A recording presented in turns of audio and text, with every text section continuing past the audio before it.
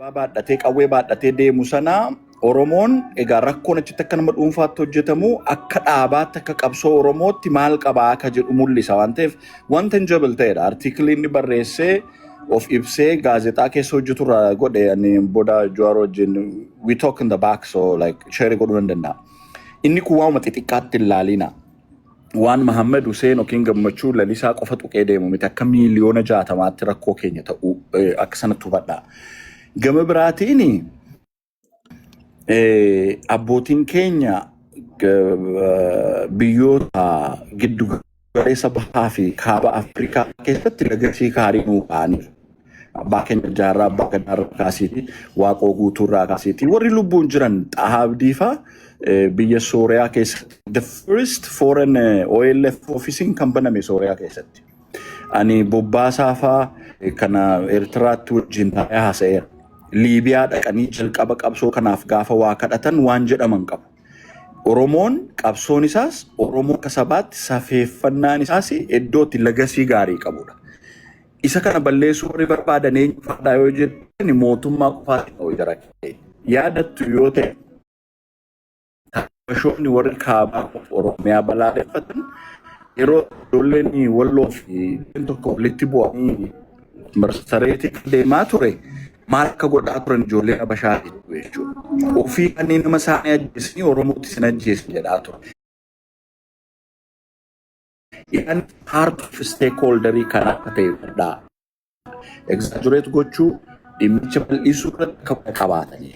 Kabiraan immoo baay'ee sensitive dubbachuu tulfaatu amantuu Networking ke du quality isa gamoo ada Raji kiyya. Raji. Eedi jirtara Itoophiyaa galteet. Kanuma in baa dhimma amantii wal qabateeti waan sensitive dubbachuun irraa ulfaata ta'a.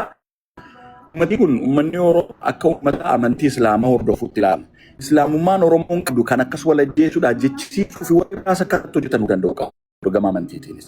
Kun hundumtuu akkana gaaffii Jawaariif qabu waldaa hawaasaa Oromoo irra dhibbeessa kennuufaadhaatti.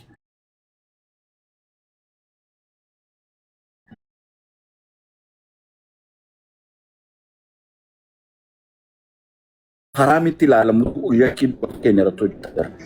Stakeholderoota Women Commission irratti hojjetaa warra kana mobilize gochuu irratti wanti aadaa jira. Mobilize godhamee prime export gochuudha. Informaatee warra maammata warra garaagaraa. Business out akka keenya waldaa Oromoo kan Ainsel case dia objek kakak siksa dulu saya cycle gue itu berfura tawante ezi gurgurawan stakeholder kan mobil curti wanti hojjeta majuru jamalif nan in median adunya magnify gue stakeholder mirga lah doma imigran ifar kisah Raji sarti aja enggak Raji Sagaleen ke baay'ee hin dhagahamu uummanni jalaa sagalee jedhaa yoo yeroo qabaatte gidee sagaleen sirreeffatte dhumarra gidee itti deebite kilir goote natti tola galatoomii ulfaadhu yaada keetii fi garuu nuti hin dhageenye hawaasni illee hin dhageenye nuti illee sirriitti adda nuun baane rakkoo neetworkii keetii. Dhageen jira asli koomenti irratti godhuu jala akka inni godhaa deemuuf. Galatooma qabxii babbareedaa. Deebiidhaan ijoollee warra sanyii mootii ijoolleen soddaa kiyyaa dhiifama aga ammaa maqaa isin yaamuu dhabuu kiyyatti soddaan sodaadha.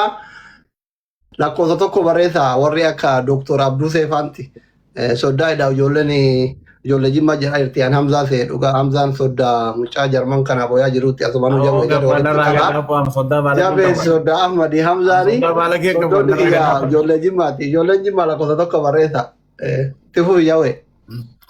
Facebook mana TikTok yang gabbar kafal tare one shekoni jadi ranka.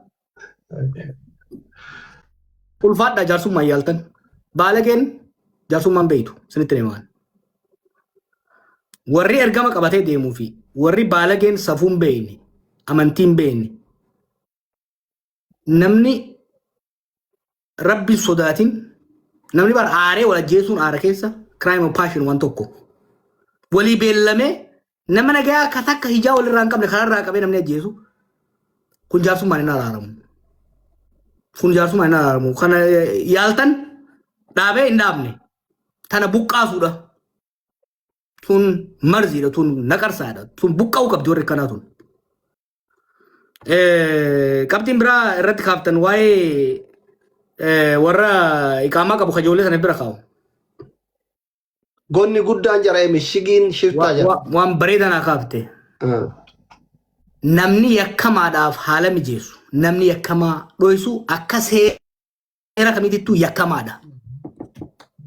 Tababaariidha. Isa criminal. Namni yakkamaa dho'isu yakkamaadha. Kanaaf maal gootan beektaa? Yoo namni mana keessa jiru takkaa'uu dahoo keessa jiru jala yakka hojjate nu gabaasa. Yoo namni nama tokko dahoo godhatee gabaasuu baatee nama dahoo godhatan illee gabaasaa wajjin xallasama. Nara geessanii kun yakka nama dhuunfarratti dalagamu jiru miti. Kun yakka walloo irratti arsii irratti gosataan irratti godhamu jiru miti. Kun yakka qabsoo ama 50 irra godhamaa jirudha. Kun yakka fuulduree uummata keenya irra godhamaa jirudha. Waan raajii hin jee sirriitti dhageenya sana fakkaataan dhageetiin jira. Reefu maalis hin jee ijoolleen tuni alaabaa uffatti dubbee isaanii waggaa laalte ijoollee duriyyeedha biyya gaafa turte warra qabsoo keessa ture miti. Oromoon maal barbaaddeeti alaabaa qabattee waraana biyya Yesuusitti ijaarratti. Biyya teenya immoo biyya teenyaaf maal achii goona? Kun deliberate tokko waa lama. Tokko ijoollee ittiin sossobanii if jala hiriirsuudhaaf. Sabboonaa walloo, sabboonaa arsii, sabboonaa alaa, sabboonaa ituu jee. Lama ergama qabanii qabsoo Oromoo maqaa Oromoo balleessuu barbaadan. Dhaggeeffadhaa Oromoon addunyaarra jirtan. Viidiyoon ijoolleen baalageetuun gootu boru gaafa isin assaayilam gaafattan isin gabbaati. Oromoon clean record qabdi hanga ammaatti bakka hedduutti. Minnesotaan beekta warri Minnesotaa jirtan. Maaliin beekamna? Obboleen keenya Somaaliitti wanni adda nu baasu maali? Mana hidhaa namni keenya hedduun jiru. Yakka keessa hin jiru. Kanaaf kabajaadhaan namni jiraata. Awurooppaas akkasii hanga ammaatti.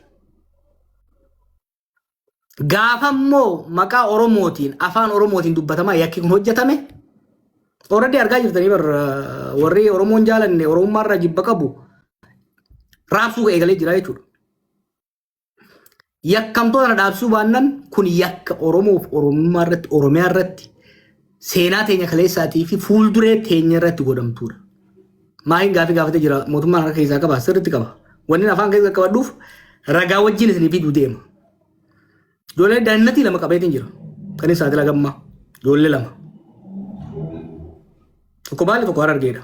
Taa deddeebitee Middle-East deddeebi'aa turte. Sara shibbirii keessa hojjetti. Deddeebi'aa turan. Ijoollee amma shiftaa bosona jirtu sanaas ta magaalaatiis namoota adda addaas argaa turan. San isiniif hin deeyisa. Dalabatanii wanni laal wanni biraa lolloo isaan hin taatu. Wanni biraa maal wanni deemu jiru waan koominiitiidha raajiin kaase. Koominiitii biyya alaa kana dadhabsiisuudhaaf tooftaan tokko ittiin deeman afoosha bakkeetti ijaaran. Afooshaan du'aa jiruudhaaf sargiidhaaf namni akka qe'eetitti wal ijaaruu rakkoo hin qabu. Afooshaa walirra ijaaran. Afooshaa walirra ijaaran. Warri internet kanarraa waan gandummaa hedduu afuufaa ture. Dhiiroo waan an keessatti hin guddadhe. Hawaasa ituu fi afran qalloo wanni jaamu nama walitti akkana wanni yoo takka argeen beeku. Eessaa eegale afooshaa keessaa eegale maaf walloo isina. Ameerikarraa eegale Awuroopparraa eegale. Warri waan san ijaaree waan san isaa ture maal ta'e faarsee bulaa ta'e deebi'ee. Maqaan dha'uun barbaadu garuu ragaaniin isinii fida. Warri waan kana godhaa jiru jechuudha. Kun deliberate godhamaa jira. Jarri mootummaa duruu fadhiitoo taateeti malee waanuma jarri isaan guddisee isaan barsiisan qabattee deemaa jirti malee kun deebi'ee isaanuma miidha. Viidiyoon kun eenyuuf akka oolu beektaa Oromoo qofa maal yoo qofaa fi miti ka oolu warra kaan marroo qofa fi miti maqaa balleessu ka oolu. Mootummaa Oromoo warra fiin jettu sanas addunyaa irratti hunoo jarri mootummaa Oromoo kan nama godhe himuu deeman jechuudha. Ifirra dhukaasaa jira namni Oromoo ta'e waan akkanaa godhu ifirra dhukaasaa jira jechuudha. Kuni yakka hamaa deemaa jiru jechuudha. Dhimmi biraa ka ana fooshatarraa rakkoon qabu. Afooshaan du'aa jiruudhaaf sargiidhaaf namni wal gargaaruun keessattuu akka bakka magaalaa namni 2,000, 5,000, 10,000 jiru keessatti nam 50 60 namni ijaaramu rakkoon qabu. Afooshaaf masgiidaaf chartii teessan keessatti nama jibba ganda biraa haasa'u sun ergama qabaa beekaa sumni facaasu jira. Afooshaan dhummuugaa jiraannaan dhummuugaa misoomsuuf nama dhummuugaa yoo du'e awwaaluuf kan akka gargaaruuf bareeda. Gaafa immoo afooshaan dhummuugaa ijaarratee machaara hamachuu eegale summitti jira kana beekaa. Summitti jira kanaan deemu jira jechuudha. Kanaaf wanni goonu hawaasa keenya irraa barbaadnu warri biyyaa dubbee manuu kannaa maaliif eessaa dhufee waan amma kalee deengata isin godhu taayitiin warra gargaaruu ni qaba ijoollee wajjin. Teenyee eenyu namni sun eessa dhalatee sadda baasu jira bara date of birth. Maaliif ijoolleen hedduun tuni waraqaa waan hin qabneef baayogiraafii hin qabdu. Wanta kana hin hima warri waan kana keessa hirmaachaa jirtan. This will go permanently on your record. Fakkeenya suudii jirta intala takka tabbasteeti Ameerikaa dhufuu barbaaddaa jennu. Wallahi waan hin siimu. Gaafaan an si qabee reekordii keessa seenta. Gaafaat embaasii dhayite si gabbaa wanni adda leete san because I am going to submit your bios. Fuula kee, sagalee kee, viidiyoo kee submitting godha. As a dangerous criminal. Okay. Adirraa Ameerikaatti janajanuun hin ta'u dhiifama biyya baqaa waan jirruufi. Janajantuus achi dhaquu hin dandeessu siin jedha. Kan jala murasitti hin waan nin beeka hawwii mee akka qaban. Haga fedhe osoo fiyaansee qabaatte yakka akkana hojjannaan I will make it my life mission you will never make it there. Maaliifi warra hangam moolii qabee amma boodanii maxxansa. Already galcheetiin jira.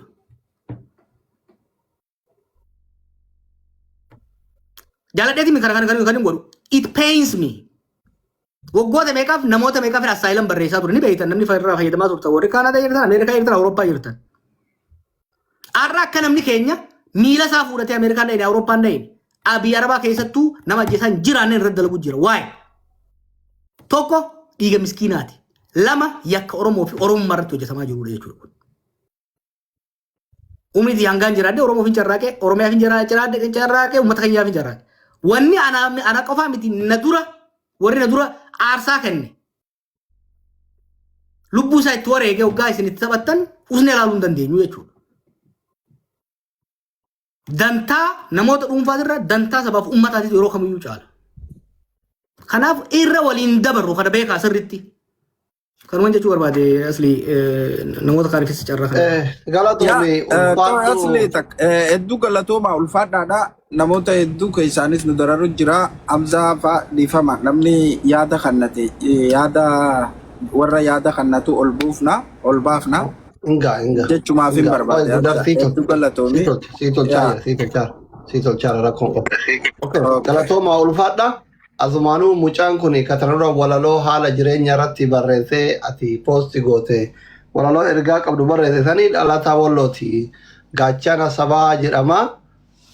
Mee gaachana waan deemaa jiru kana irratti baga Jawaar illee wal agarte gaaf duraa sagalee naataa jechaa turte. Waan amma deemaa jiru ka ijoolleen gandaaf gandaan abukaatoo gandaa taatee wal fixxu dhiyooma kana gaara san keessa deemtee gaara san keessatti illee rakkattee turtee. Tumamtellee turte yoo dogoggoruu baadhee viidiyoo akkasii argee ture qaaman dhiyoo kana achiin deemte yoo xiqqaate yeroo muraasa dura waan kana akka nama qaamalleen dararaan kun sirra ga'ee tokkotti mee maaltu jira Jawaar illee gaafii maal qabda rakkoon isinirra ga'aa jiru kun akkamiin furamuu danda'a maddi isaa hoo maali kana walumatti illee nu ibsillee gaafii Jawaar qabdullee gaafatta dura nu ibsi ka'e. Maaltu isinirra ga'aa jira? Assalamualaikum warahmatullahi wabarakatuh. Hundumti keessan bakka kanatti argamuu keessaniif hedduu takkan gammadee kabajamoo obbo Jawaar isinillee arguu kiyyaaf isin biratti dhiyaatu kiyyaaf hedduu takka gammachuu qaba. Kanatti aansee mana kanatti warra ol na harkiftanillee ulfaadhaa isiniin jecha. Yaada kanarratti wanni nani qabu bakka kana jidduu wanni jiru yoo jiraate rakkoo sammuu yoo ta'e malee rakkoon jira jee yaadu. Ilmi namaadhaa tokko karaa kana keessa akka tahee gaafa dhufee biyya namaa kana gahu rakkoo jijjiirrachuuf malee rakkoo ofirratti dhaluuf miti. Namni kamiyyuu ni rakkata. Rakkatu malee immoo dhiifama audio godhachuuf. Rakkoon tokko yeroo uumamu tokkotti madda qaba. Maddi isaadhaa eenyu akka ta'e immoo Rabbi haa beeku. Maaliif akka ta'e immoo sababa hin qabu. Biyya kanatti namni kan wal fixaa jiruuf, kan lubbuu wal balleessaa jiruuf, duriyyoonni ittiin beekamtii barbaaduu fi dhiiga ilmaan miskiinatiin ittiin fooloo barbaaduudha malee wanni asirraa argataa jira yoo jiraate goonkuma hin jiru. Lubbuu ilmaan namaa irraa ilmaan namaa ajjeechisiisaniiti ofii isaaniitiif fooloo itti barbaadan. Yoo fooloon laayif irratti yoo namni 2,500 hin jiraanne nama hin tuman. Kuni maal jechuudha? Achirraa fooloo barbaaduudha malee ilmi namaadhaa tokko rakkoon inni itti waltumaa jiru goonkuma hin jiru. Kanaaf ammoo furmaata jiruun xiqqoo takka haga tokko kan furmaata taajee yaadu. Gama tokko goruun jaaladhu ani abbaan barbaadeen jaalata abbaan barbaadeen jibbaa. Namni ani nama gama kiyyaadha yookaan gama walloo jiru namaan beeku yookaan hin dhossee kan arsii qofarratti qubalaadhu kan argee qofarratti kan jimmaa qofarratti qubalaadhu yoo ta'e furmaatichi goonkuma argamuu hin danda'u. Yeroo immoo nuti ka walloo irratti qubalaadnu ka arsiidhaa callifamuu hin qabu abalu jedhamee haga gandatti beekama gaafa karaa kana namni gaddeebi'ee galu abalu galutti jira jedhamee beekama gaafa inni galees jalatti hordoffii godhamee namni sun qabamuun rakkoo nama isa hafeef naga fiduudha. Malee inni darbee jira hin deebi'u garuu nama hafeef ammoo furmaanni ni dhufa. Inni immoo asitti hafee nama tumsiisu sun nama dararsiisu sun sanirraa fakkeenya fudhata ilma namaa hin dararu keessatti of argaa of eeggata. Inni kuni ilma namaa keessaa ilmi namaadhaa yoontini wahirraa fakkeenya hin fudhanne goonkuma jiilan godhatu. Waraana keessattis yoo namni nama dura jiru hin madoonne waraanni duubaa fiigu tokko hin tasgabbaa'u haga arguutti jechuudha. Ijoolleen wal darartu, ijoolleen wal ajjeeftu, wal tumtu, wal qabdee waan akka malee wal gootu ijoollee baadiyyaa keessa daladdu. Kan ofii isaaniitti nyaataniitu hin quufin, kanaadhaa fi abbaan isaaniitu bilbilaan isaan dubbiseen argin jechuun sababa niitoorkidha. Nama tumsiisuudhaaf garuu niitoorkii barbaada gaara meeqa bahan jechuudha. Kun rakkoo warri feemasoota ittiin fammasuudha lubbuu ilmaan hiyyeessaa ofii isaaniitti bakka nagaa ta'anii mana nagaadhaa mana akkana nama kana keessa jiruu keessa ta'anii ilmaan miskiina irratti tarkaanfii fudhachiisaa jiran. Ilmaan miskiinatiin beekamuun ammoo goonkuma waan danda'amu natti hin fakkaatu. Ani obboleessa kiyyaaf yaada. Obboleessa keetiif yaada. Yoo obboleessi kiyya nagaa argatu kan hin taate dirqama obboleessa nama tokko kabajuun qaba. Dirqama haga anarra gahu eeguu osoo hin taane osoo anarra hin gahin duratti gabbahee dubbatuun qaba. Inni jalqabaa godhuu qabdanii fi godhamuu qabu.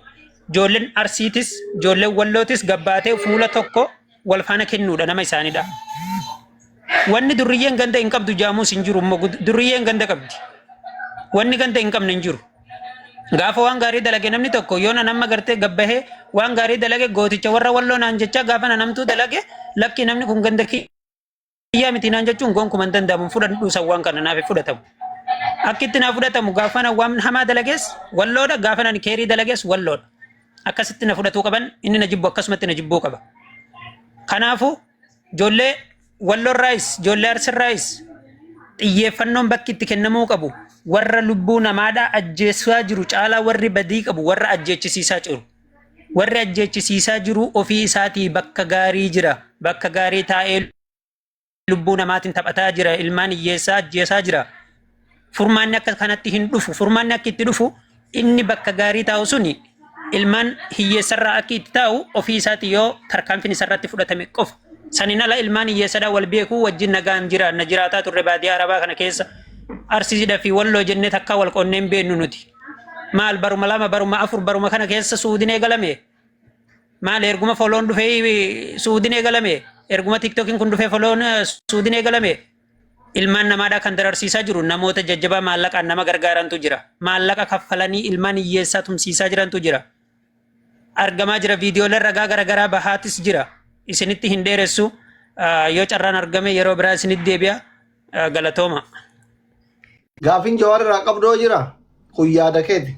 Galatoom. Okay, galatoomadha. Gaafin Jawaar irraa qabu yoo jiraate nuti waa'ee tokkummaa irratti anamma gaafii qaba. Gaafin kiyya tokkummaa irratti yeroo gama biyyatti hin darbu garuu wanni kun dhimmi ajandaa ijoollee gandummaa kana waan ta'eef tokkummaa keenya kanaaf furmaanni isaadha hayyuudha. hayyuun ammoo nuti tokkummaa irratti nu jabeessuudhaaf dirqama isaanirraa wanni barannu akka daa'ima tokkotti anamma hayyuu dura dhaabbadhellee dubbachuun ni ulfaata. Osomaa gooramaa na qabu, osomaa garaan na dhukkubu, osoo dubbadhaa dhiifama naa godhaadha. Namni tokko hayyuu laalladhee anamma hayyuu jalattiin deemuu barbaada, hayyuu jalaan deemuu barbaada. Garuu gaafa tokkummaa irratti nu ajajan ni jabaanna. Gaafa garuu hayyoota jeddutti rakkoon uumamu, gaafa hayyoota jeddutti mariin hin jirre hamileen nu caba.